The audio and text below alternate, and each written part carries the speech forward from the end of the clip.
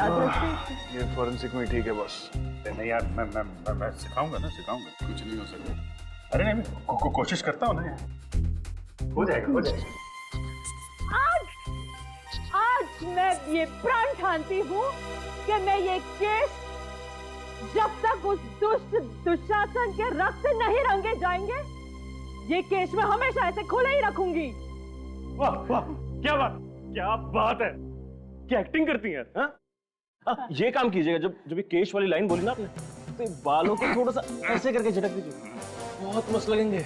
वैसे एक बात बोलूं, आप पूरी बहुत मस्त दिखती है। दुर्योधन, क्या नाम है तुम्हारा?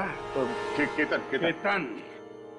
तारिका जी के बाएं कंधे में चोट लगी है, इसलिए वो ऐसे बाल नहीं कर सकती। इसलिए बेहतर होगा कि तुम नीचे जाओ और रिहर्सल करो। नीचे जाओ और रिहर्सल करो। नीचे जाओ। बेचारा केतन बाल बच गया। यार तुम्हें मजाक सोच रहा है यार? अरे मजाक क्या करो यार। ये मीर कहाँ गायब हो गया? हाँ, तो यहीं पे फोन पे बातें कर रहा था। ये गया कहाँ? सॉरी सर, सॉरी, आपको इंतजार करना पड़ा। बताइए क्या काम था? क्या साल 1995-96 में आप इस हॉस्टल में काम कर रही थी? नो सर, मैं तो सिर्फ पिछले 2 सालों से यहाँ काम करती हूँ।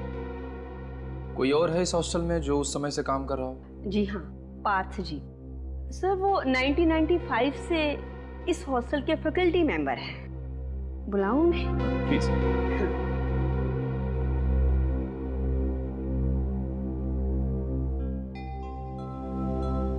पार्थ जी, सीआईडी ऑफिसर्स आए हैं, आपसे कुछ पूछना चाहते हैं। जी, क्या मदद कर सकता हूँ आपकी? जी, हम एक ऐसे स्टूडेंट के बारे में पता लगा रहे हैं जो पास वाले ड्रामा कॉलेज में पढ़ता था। क्या नाम है उसका? उसका नाम तो हमें नहीं पता। इनफैक्ट हमें यह भी नहीं पता कि वो लड़का है या लड़की। हमें तो सिर्फ इतना पता है कि 1995-96 में वो यहाँ आपके हॉस्टल में रहता था या रहती थी। 95-96, यस, ड्रामा कॉलेज के कुछ स्टूडेंट्स यहाँ रहते तो थे। इनफैक्ट एक नाट्य महोत्सव में उन्होंने हिस्सा भी लिया था और ट्रॉफी जीत कर लाए थे। मुझे अच्छी तरह याद है, दिन रात रिहर्सल करके उन लोगों ने नाच में दम कर रखा था मेरा। उन विद्यार्थियों का नाम पता कुछ बता सकते हैं आप? आई एम सॉरी, इतने पुराने रिकॉर्ड्स नहीं है हम लोगों के पास। आपने कहा कि उस साल उन्होंने नाट्य महोत्सव में ट्रॉफी जीती थी। यस। तो फिर कोई फोटो वगैरह तो होगी आपके पास? यस, एक एल्बम है, फोटो एल्बम। ठीक है, वो फोटो एल्बम हमें चाहिए। Yes, here it is. Thank you.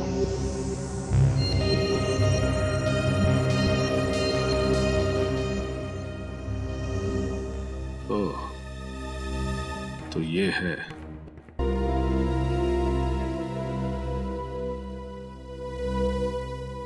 Hello. क्या तुम्हें 50,000 रुपए बतौर कमीशन चाहिए? दिमाग खराब हो गया तुम्हारा। कहां से लाऊं मैं इतने पैसे? मेरे कलाकार मुफ्त में काम नहीं करेंगे, बिल्कुल नहीं करेंगे। नहीं करना मुझे तुम्हारा शो, नहीं करना। जाओ। पता नहीं कहां कहां से आ जाते। नमस्कार जी नमस्ते। आप ही कला भवन नाटक मंडली के मैनेजर हैं? जी हाँ, मैं ही मैनेजर हूँ। बताइए। बहुत ही अच्छा अभिनय करते हैं आपके कलाकार। जी शुक्रिया, वो तो है। मैनेजर साहब, ये कुछ रुपए लीजिए, हमें आपका एक शो करना है। जी हाँ, हम लोग जरूर शो करेंगे। बस आप डेट और टाइम बता दीजिए, हम जरूर शो करेंगे। देखिए, टाइम और डेट हम आपको बहुत जल्द बता देंगे। अच्छा, नमस्कार। जी नमस्कार।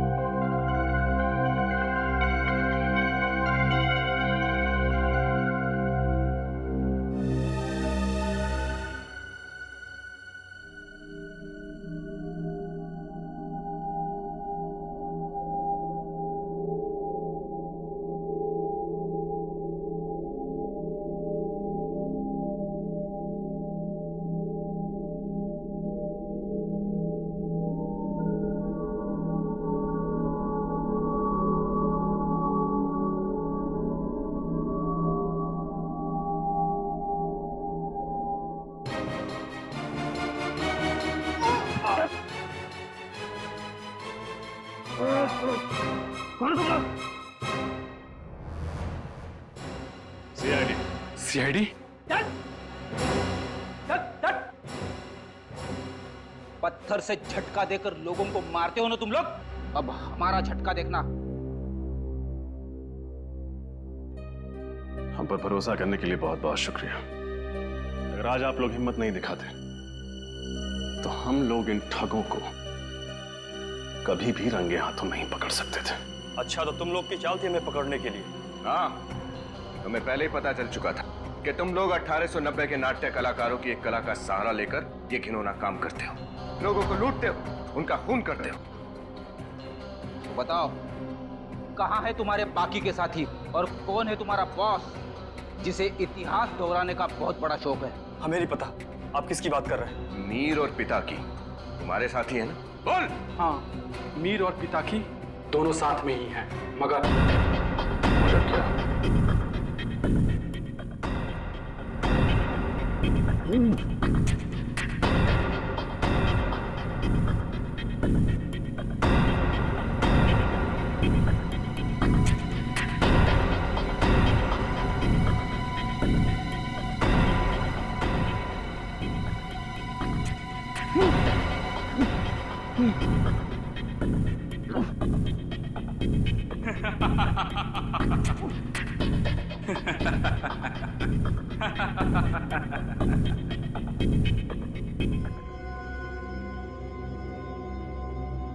अपने सरदार के साथ विश्वासघात, तुम नहीं बचोगे। मैं तुम्हें छोड़ूंगा नहीं पिता की। पहले अपने आप को तो छुड़ा के दिखा मेरे साहब।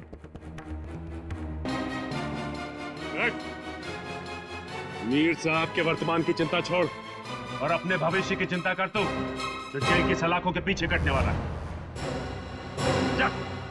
मीर साहब, तुम्हारा नाटक खत्म, अब हमारे नाटक से पर्दा खुलेगा। भयंकर भयानक अपराध हुआ था युधिष्ठिर से। अपनी अर्धांगिनी को श्यान कक्ष से चौपाट तक लेकर आया था वो। पश्चाताप का आभास तो हो रहा था, परंतु क्या द्रौपदी उन्हें क्षमा करेगी?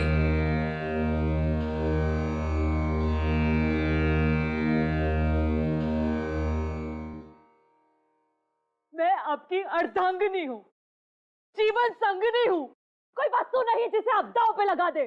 घोर अपराध हुआ है मुझसे पांचाली। विवश हो गया था मैं उस पल। उस क्षण को मैं स्मृति से ओझल करना चाहता हूँ। आपका अपराध क्षमा के योग्य नहीं है। मेरे पालनहार होकर आप मुझे चौपट की बाजी में हार गए। यदि आप अपने अपराध को स्मृति से ओझल करने का उद्देश्य रखते हैं तो उस दुष्ट दुशासन के साथ मुझे माफ कर दीजिए।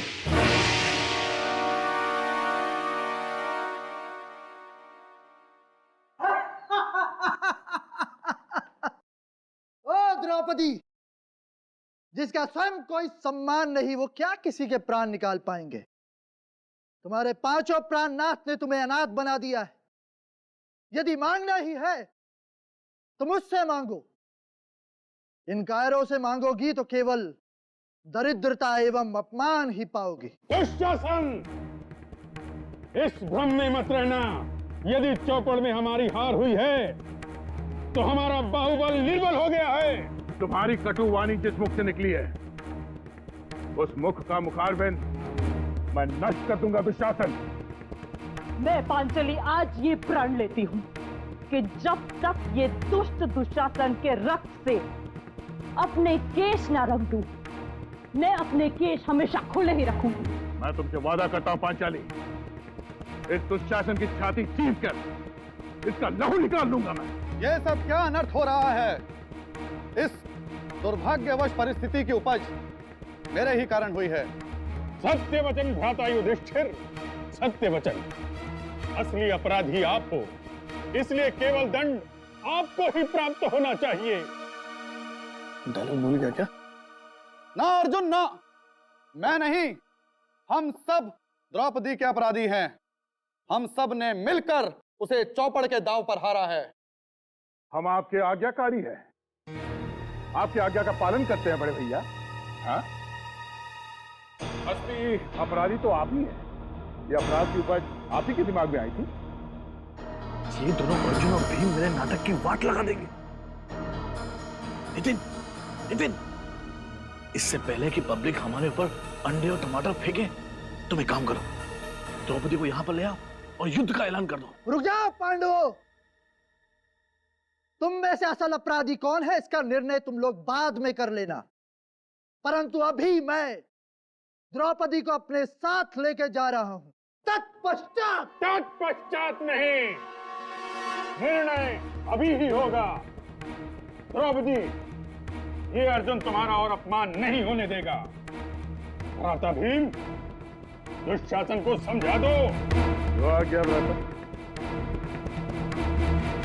चल।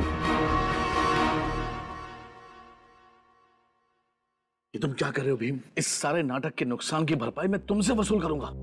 हम लोग सीआईडी से हैं और खूनी को पकड़ने के लिए जाल बिछाया हम लोगों ने, समझे? इसलिए आप लोगों से विनती है कि आप लोग यहीं खड़े रहिए और हमारा नाटक देखिए। आपके इस अपराध का सिर्फ एक ही दंड है, मृत्युदंड। ये क्या कह रहे हो अनुज? अपने ज्येष्ठ भ्राता पर बाण चलाओगे? ना भ्राता, ना ना। इस पापी की हत्या करने के लिए आपको अपने बाण नष्ट करने की जरूरत नहीं है। इसे मारने के लिए मेरे पास एक नया शस्त्र है। ये शस्त्र आज से हजारों साल पश्चात कलयुग में उपयोग किया जाएगा, जिसकी शुरुआत साल 1890 में होगी और तत्पश्चात 2013 में संजीव नाम का एक अपराधी मनुष्य वध के लिए इस शस्त्र का उपयोग करेगा। ये क्या बोल रहे हो?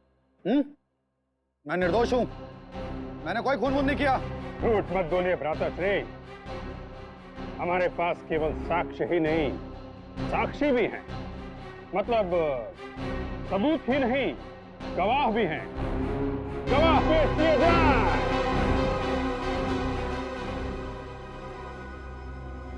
कौन हो तुम लोग? सीआईडी ऑफिसर अभिजीत, दया और फोरेंसिक एक्सपर्ट डॉक्टर तारिका। तुम्हारे गुनाहों का पर्दाफाश हो चुका है संजीव। पिताकी और मीर ने तुम्हारे खिलाफ बयान दे दिया।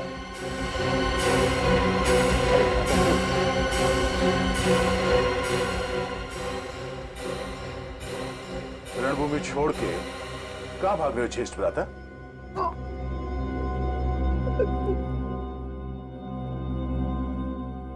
सर, कला भवन नाटक मंडली चलाने के लिए पैसे चाहिए थे सर। पूरे साल मेहनत के बाद भी हम लोग इतना पैसा नहीं कमा पाते थे कि मंडली का खर्चा उठा सके सर।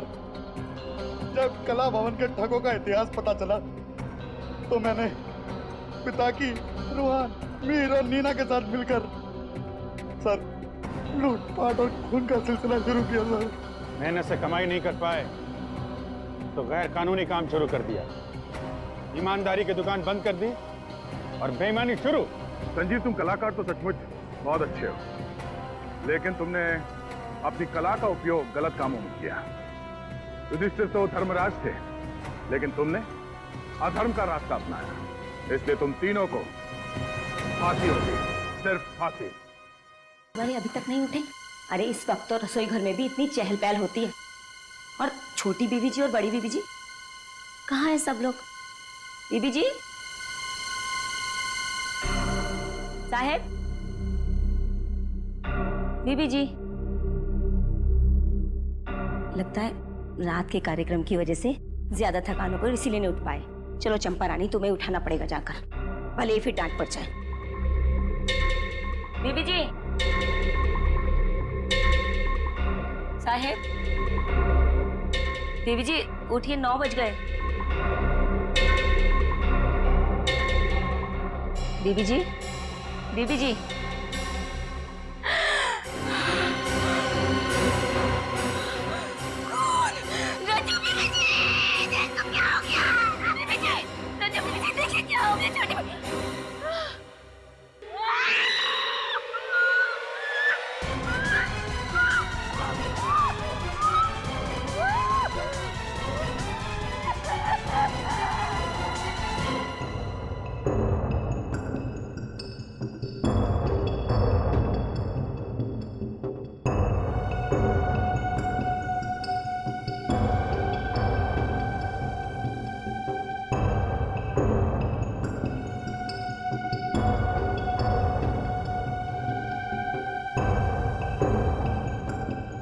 ना कोई खून खराबा और ना ही कोई हाथापाई, सिर्फ गले पर चोट के हरे निशान। सर, इन चारों को भी वैसे ही मारा गया है, रुमाल में पत्थर बांधकर। पहले शालिनी, फिर रूहान और अब ये चारों। सर, पूरा घर साफ कर दिया, रुपए पैसे गहने सब ले गए, कुछ भी नहीं छोड़ा। मुझे नहीं लगता है किसी एक आदमी का काम हो सकता है। चोरी, लूट और फिर खून। सर, अब इन लोगों का स्टाइल थोड़ा थोड़ा मेरी समझ में आ रहा है। ये लोग छोटे शहरों में अपना शिकार करते हैं ताकि किसी की नजर में ना आए। देखिए, क्या आप बता सकती हैं कि कल रात को आपने इस घर में किसी को आते जाते हुए देखा था? कोई मेहमान या फिर कोई और? साहब, कल 8 बजे तक तो हम इसी घर में काम कर रहे थे। हमने रात के बर्तन साफ किए, सबके बिस्तर लगाए और फिर हम पांचों घर से बाहर साथ में ही निकले थे साहब। पांचों मतलब? बड़ी मेम साहब, छोटी मेम साहब, बड़े साहब, छोटे साहब और हम। मतलब कल शाम को ये चारों कहीं बाहर गए थे? वो लोग कोई नाटक देखने के लिए गए थे। नाटक? कौन सा नाटक? महाभारत कला भवन नाटक मंडली का। मैं भी वहीं पे था। तुमने उन चारों को वहां पर किसी अनजान आदमी से बात करते हुए देखा था? नाटक खत्म होने के बाद चारों मंडली वालों से मिलने के लिए रुके थे, उनकी तारीफ करने के लिए। और बातों ही बातों में उन्होंने कला मंडल कंपनी को 50,000 रुपए देने का वादा भी किया था। 50,000? इतने सारे पैसे क्यों? कला के पुजारी थे और बहुत पैसे वाले थे वो लोग। जरूर ये काम उन्हीं नाटक मंडली के कलाकारों का है। अगर उन्हें जल्द से जल्द रोका नहीं गया तो न जाने और कितने मासूम लोगों का खून करेंगे ये लोग। लेकिन इन लोगों के खिलाफ कोई सबूत या गवाह नहीं है हमारे पास। अब इन लोगों को गिरफ्तार करने के लिए एसीपी सर के प्लान बी का इस्तेमाल करना पड़ेगा। हम पांडवों और आपकी पुत्र वधू द्रौपदी को 13 वर्ष अज्ञातवास में जाने की आज्ञा दीजिए। मुझे अपने वचन का पालन करने दीजिए। अबे यार, कॉस्ट्यूम में मजा नहीं आ रहा यार। हे, हंसो मत यार, कंसंट्रेट करने दो। चलो स्टार्ट करो। बस! कौरवों और पांडवों में मित्रता नहीं हो सकती, केवल शत्रुता हो सकती है, शत्रुता। पांडवों को हस्तिनापुर छोड़कर अज्ञातवास जाना ही होगा और हस्तिनापुर पे केवल दुर्योधन राज करेगा, केवल दुर्योधन। चलो भाई, किसकी लाइन आगे? अरे आगे अर्जुन और भीम की एंट्री है। दिनेश तो अचानक गायब हो गया, बचा रोहान, वो ऐन वक्त पे छोड़ के चला गया। हमें और कलाकार चाहिए। और द्रौपदी? द्रौपदी के बिना तो कैसी महाभारत? और फिर द्रौपदी के बिना महाभारत का तो युद्ध ही नहीं हो सकता ना। अरे यार, मैं मुद्दू साहब से कितनी बार बोल चुका हूँ कि कलाकारों का अरेंजमेंट करें, उन्हें मेरी बात समझ में नहीं आती है। ये मुत्तू साहब है कहाँ? तुम्हारी बात सुन ली गई है संजीव। मैं अपने साथ ऐसे कलाकारों को लेकर आया हूँ जो कला भवन नाटक मंडली में हमारे साथ परमानेंट काम करने के लिए तैयार है। क्या बात है? कहाँ है वो कलाकार? आओ ऊपर आओ सब लोग, आओ सभी लोग आओ, मिलिए हमारे नए कलाकारों से। ये है भीम, ये अर्जुन और ये द्रौपदी। नमस्ते। आप लोगों के साथ काम करने में बहुत आनंद आएगा। कला भवन में आपका स्वागत है। मैं केतन। और आप? मैं तारिका। हमारा नाम नहीं पूछेंगे क्या? मैं अभी, और ये इनसे मिलिए, ये दया, बहुत दयालु हैं। हम सब नाट्य मंडली में काम कर रहे थे साथ में। मुद्दू साहब ने हमें आपके नाटक में रोल देने का वादा किया तो हम लोग मना नहीं कर सके। अच्छा, वो मुद्दू साहब से पैसों की बात हो गई आप लोगों की? हाँ, पैसों की बात हो गई है, आप चिंता मत कीजिए। अब तो बस आप हमारा काम देखिए।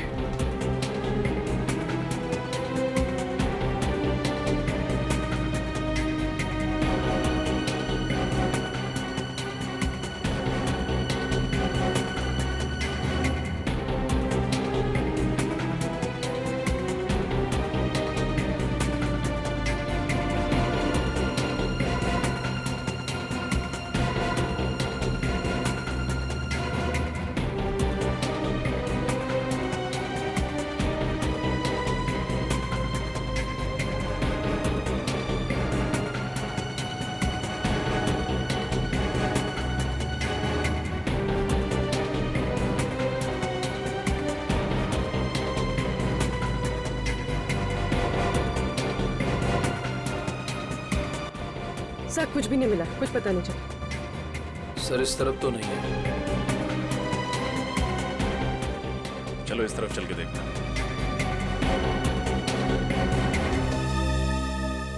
गहने जल्दी से तैयार करो। इस दुकान के मालिक कौन है? अंदर है साहब।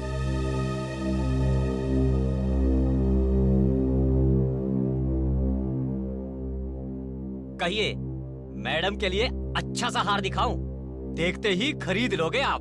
दिखाएंगे हम, बताएंगे आप। नहीं, इस लड़की को तो मैंने पहले कभी देखा ही नहीं। इस लड़की ने जो गहने पहने हैं, वो सब जगह नहीं मिलते। आपने कभी देखा है? एक मिनट, आप मुझसे ये सवाल क्यों पूछ रहे हैं? कौन हो आप लोग? जवाब मिला? अब सीधे सीधे हमारे सवालों के जवाब दे दो। देखो, अगर तुम अपना मुंह नहीं खोलोगे तो हम तुम्हारी दुकान बंद करवा देंगे, हमेशा के लिए। इस फोटो में जो गहने का डिजाइन है, ये गहना आपकी दुकान पे बेचा गया है ना? नहीं साहब, ये गहने तो मैंने खरीदे ही नहीं, पक्का। कमाल है, फोटो ढंग से देखा भी नहीं और आपको पक्का पता है कि आपने ये गहना नहीं खरीदा। याददाश्त अच्छी है आपकी। सेठ जी, बाद में देख नहीं रहे हो, मैं साहब लोगों के साथ बात कर रहा हूँ। चलो। एक बात बताइए, जब आप गहने खरीदते हैं तो आप उसका भाव कैसे लगाते हैं? सबसे पहले वजन किया जाता है, ये जानने के लिए कि सोना कितना तोला है, और उसके बाद फिर चेक किया जाता है, ये जानने के लिए कि सोना खरा कितना है, और फिर जैसा ग्राहक वैसा दाम। पहले फुटबॉल खेलते थे ना?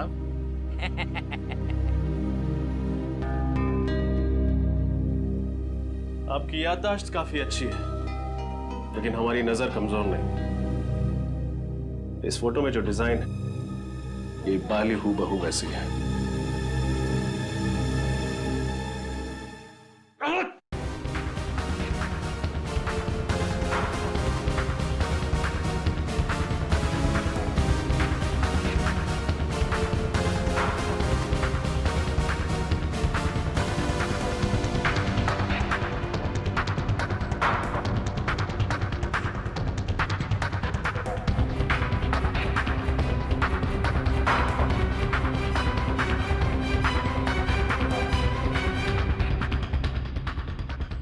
जल्दी कहाँ गायब हो गया?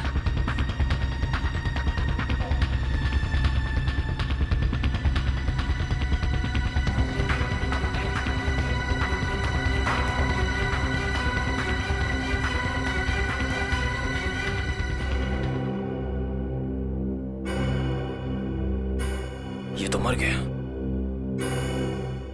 सर इतनी जल्दी हमारी आंखों के सामने इसे कौन मार गया? जिसने भी ये किया है उसने हमारी मुश्किलें और बढ़ा दी हैं। ज्येष्ठ भ्राता युधिष्ठिर, मैं प्रण लेता हूँ। ज्येष्ठ भ्राता युधिष्ठिर, मैं प्रण लेता हूँ। कोई फायदा नहीं। कोई फायदा नहीं। अरे ये डायलॉग्स थोड़े ना है, मैं तो दया से बात कर रहा था। अच्छा, वो कोई फायदा नहीं है। यहाँ नेटवर्क की इतनी दिक्कत है कि 1 मिनट की बात करने के लिए 5 मिनट तक टहलना पड़ता है। अर्जेंट एक फोन करना था। खैर, मेरे लाइन बताओ। अरे लाइन्स वाइन्स छोड़ो, अपने हिसाब से कर लो। कॉस्ट्यूम्स ट्राई कर लो तुम आराम से। वैसे मुझे लगता नहीं है कि आप लोगों ने इससे पहले ऐसे ऐतिहासिक और सांस्कृतिक नाटकों में काम नहीं किया है। नहीं किया है, कई बार ऐसे किरदार निभाए हमने, तभी तो इनका निशाना अचूक अर्जुन जैसी और मेरी ताकत भीम जैसी। क्या है ना, अभी पहली बार आप लोगों के साथ काम कर रहे हैं ना, एक बार जान पहचान होगी तो फ्लो में आ जाएगा। वैसे आप लोग तो काफी समय से एक दूसरे को जानते होंगे, मतलब जम गई होगी आपस में, है ना? नहीं नहीं, ऐसा कुछ नहीं है। हमें एक दूसरे से कुछ लेना देना नहीं है। वो तो मुड्डू साहब है कि सबको जोड़ के रखते हैं। अच्छा, तो मतलब आप में से वो चोरी करने वाला और खून करने वाला ठग कौन है, वो तो आपको भी नहीं पता होगा। हमें पता होता तो सीआईडी को नहीं बता देते। जिया, द्रौपदी की कॉस्ट्यूम तारिका को हो गई। कॉस्ट्यूम तो बिल्कुल फिट है, लेकिन ये विग आप देख लीजिए, थोड़ा विग में शायद थोड़ा कुछ प्रॉब्लम। इस कॉस्ट्यूम और विग की दुनिया से तो मेरी फोरेंसिक लैब और केमिकल से बेहतर है। क्या बात है, मैं मदद करूं कुछ? नहीं नहीं, it's okay।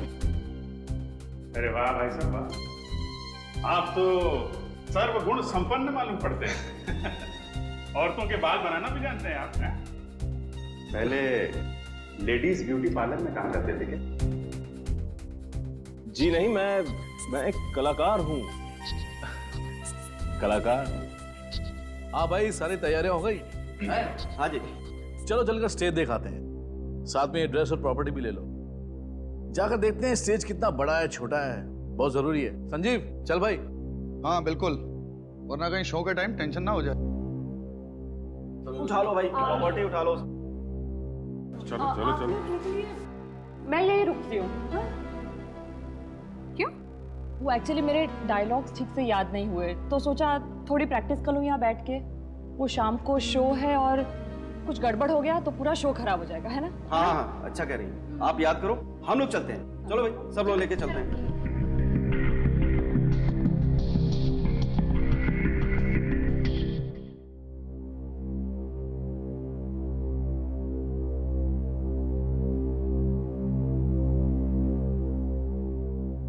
अरे भाई, सारी कॉस्ट्यूम्स और प्रॉपर्टी ठीक तरह से चेक कर ली है ना?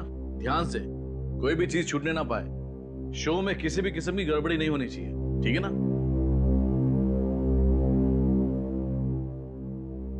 हेलो जी जी जी, कला भवन नाटक कंपनी, बोलिए।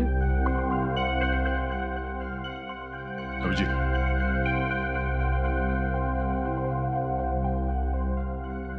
ये देखो रुमाल। इनका महाभारत के नाटक में क्या लेना देना? मैंने पत्थर रख दिया और इसे ऐसे बंद करके जोर से घुमाया। इसके अंदर की चीज सीधी जाकर के सामने वाले के कंठ पर लगी और ऑक्सीजन की कमी की वजह से उसकी मौत हो गई। मतलब इस रुमाल में पत्थर बांध के खून किया जाता है। खून इन कलाकारों में से ही कोई है। कोई चक्रव्यूह रचना पड़ेगा खूनी को पकड़ने के लिए। अरे भाई, सारी प्रॉपर्टी चेक हो गई? हाँ हाँ, चेक तो हो गया, पर ये प्रॉपर्टी देखिए, समझ में नहीं आ रही है कहाँ से है। देखिए ये रुमाल। हाँ, ये यहाँ क्या कर रहे हैं? अरे भाई मीर जी जरा। अबे सतयुग के नाटक में ये कलयुग का रुमाल देने वाले थे कलाकारों को? हद हो गई यार। मुझे क्या पता कि किसने रख दिया। हाँ, हो सकता है किसी कलाकार ने धो के सुखाने के लिए रखा होगा। हाँ, और क्या। एक काम करते हैं, रुमाल को संभाल के रख लेते हैं, मीर साहब का पसीना पोंछने के काम आएगा।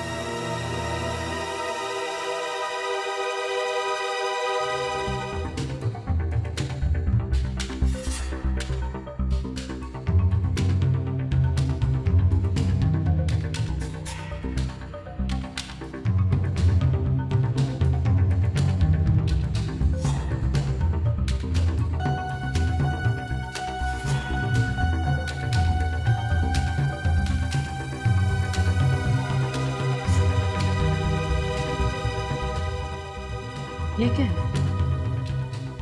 लॉज के बिल्स। आरके लॉज, केशवर, बापा लॉज, वेलापुर।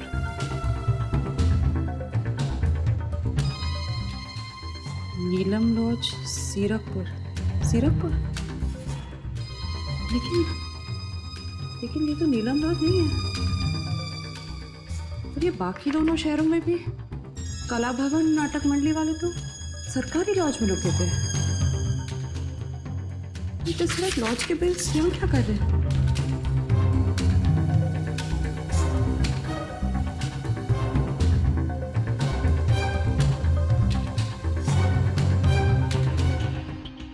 वो सोने के गहने जो तुम तोड़ रहे थे वो दिवाकर जी की बेटी शालिनी के थे, तो बताओ किसने चुराए वो गहने? किसने मारा शालिनी को? साहब मैं तो बस कारीगर हूँ साहब, मुझे कुछ नहीं मालूम। झूठ झूठ बोल रहे हो तुम। बताओ कौन है वो जिसने तुम्हारे सेठ जी का खून किया, और उस लड़की का भी जिसने गले में स्कार्फ पहना था? नहीं साहब, मैं किसी भी खून के बारे में कुछ नहीं जानता हूँ साहब। और उस आदमी के बारे में क्या जानते हो जिसकी एक आंख पत्थर की है?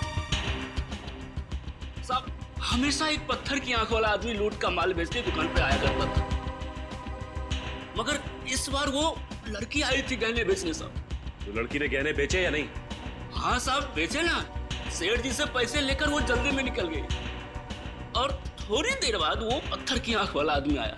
सेठ जी ने जैसे ही उसे बताया कि वो लड़की पैसे लेके गई है, वो आदमी आग बबूला हो गया साहब। धोखा सचिन, एक दूसरे को धोखा दे रहे थे।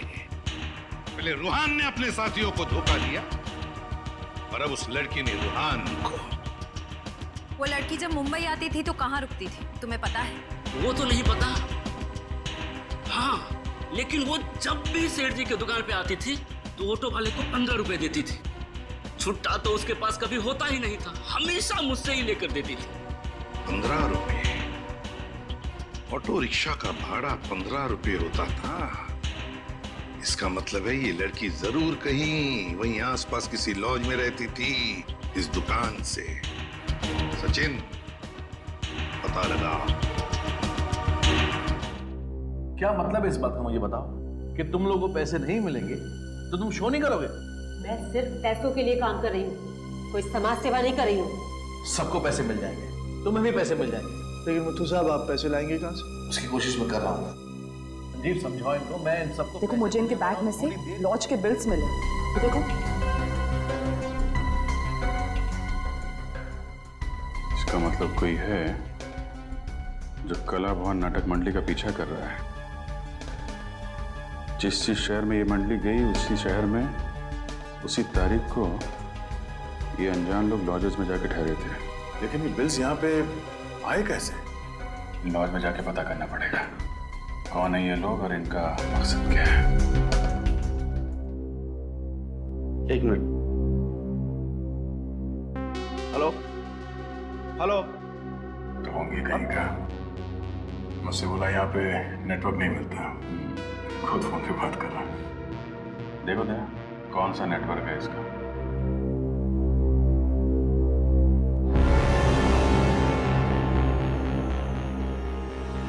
Welcome sir.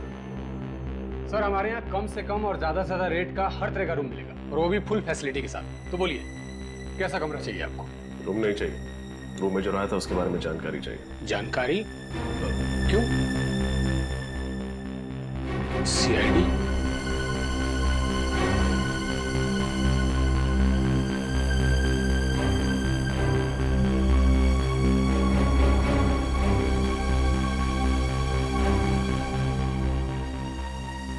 पहचानते हो सर?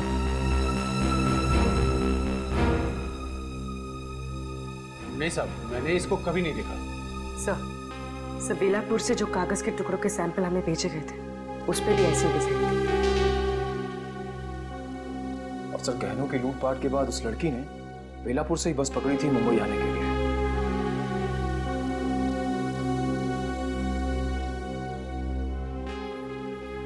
सर इसका मतलब वो लड़की इस लॉज में आई थी। कोई लड़की याद? गोरी दुबली, हाइट लगभग 5.5 फुट, गले में स्कार्फ, आंखों पे बड़ा सा चश्मा और हाथ में काला रंग का सूटकेस। नहीं साहब, पक्का नहीं है। खाना खाया तू? खाना? नहीं। क्यों? जेल में क्या मस्त खाना बनाया आज। मोटी रोटी, पतली दाल, तीखी मिर्च। चल सब छोड़ो तो सब माफ कर दो साहब गलती हो गई साहब मैं लालच में आ गया था मुझे उस आदमी ने मुंह बंद रखने के लिए 5,000 रुपये देते साहब मेरा बस इतना ही कसूर है वो बहुत डेंजर आदमी दिखता था साहब। उस आदमी के बारे में क्या क्या जानते हो सब कुछ बताओ। वो आदमी 2 दिन से इस लॉज में रुका हुआ था। अभी भी है? नहीं मैडम अभी चला गया साहब। और हाँ साहब वो मैडम काले रंग का सूटकेस लेके उससे मिलने आई थी आज। मिलने आई थी? फिर मिली उससे? नहीं वो यहीं पे बैठ के उसका इंतजार कर रही थी कि अचानक उस मैडम का फोन आ गया और वो बात करते हुए निकल गई अभी तकरीबन 1 घंटा पहले। कमाल है, जिस आदमी से वो डर के भाग रही थी उससे मिलने वो यहाँ क्यों आई? आई थी, मिली नहीं, फिर गई कहाँ? सर कहीं इस डिजाइन में उस जगह का पता तो नहीं है जहां वो गई है?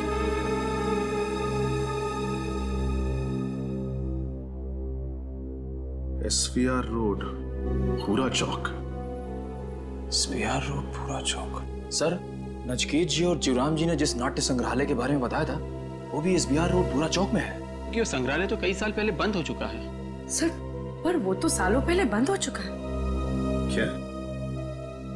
तो फिर वो लड़की उस बंद संग्रहालय में क्या करने गई थी, जबकि उसे तो मुंबई शहर छोड़ के भाग जाना चाहिए था।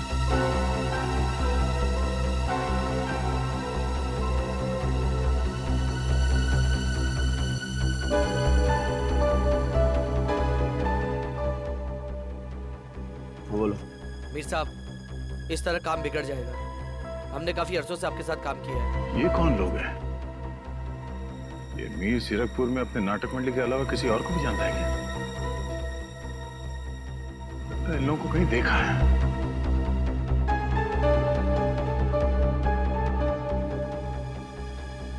तुम लोगों को यहाँ नहीं आना चाहिए था।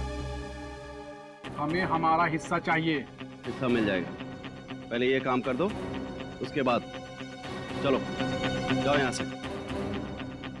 लगता है ये वही लोग हैं जो अलग अलग लॉज में नाटक मंडली के नाम से रुकते हैं और जगह जगह जाकर लूटपाट करते हैं।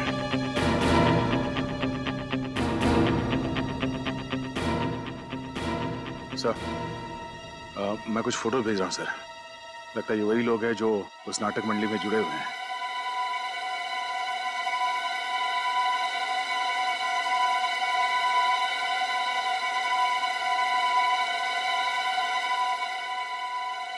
दरवाजा तो खुला हुआ।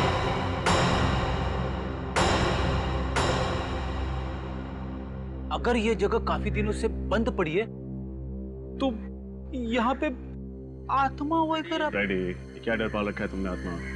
बाहर निकले से, नहीं डर तुम्हारे लिए बीमारी बन जाएगी। मैं कोशिश करूंगा सर, लेकिन ये पत्थर की आंख वाला आदमी इस लड़की को यहाँ क्यों लेकर आया होगा? शायद यहाँ पे पैसों का बंटवारा करने आए होंगे। चलो अंदर चल के देखते हैं।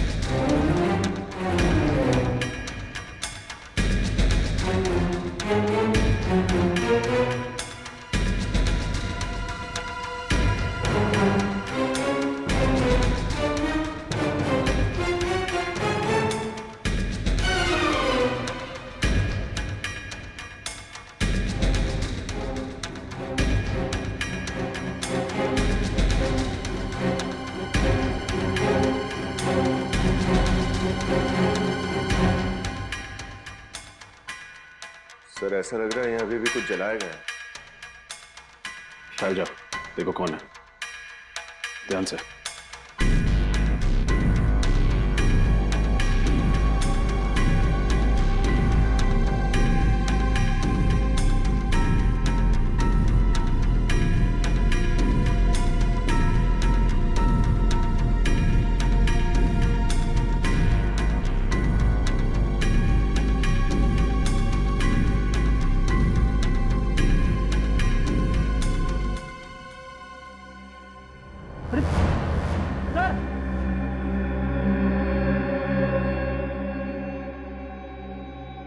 ये तो वही लड़की है जिसे हम ढूंढ रहे थे। श्रेया,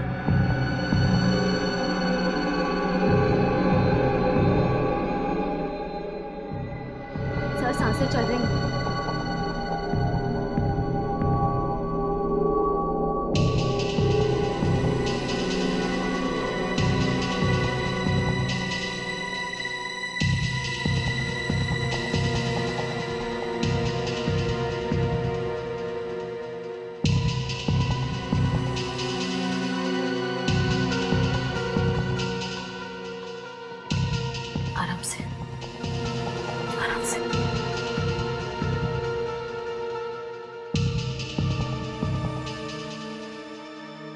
नाम क्या है तुम्हारा? नीना। नीना। किसने किया ये सब? किसने किया ये सब? पिता की। पिता की। पिता की। श्रेया, फ्रेडी, इसको जल्दी से अस्पताल पहुंचाओ।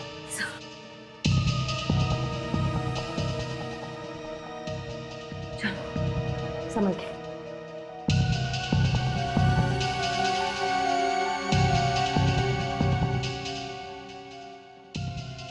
ये देखिए सर, कितने सारे फाइल्स और पेपर जला दिए उसने, कि इनमें क्या होगा? कुछ तो है जो पिता की जलाकर खत्म करना चाहता था। लगता है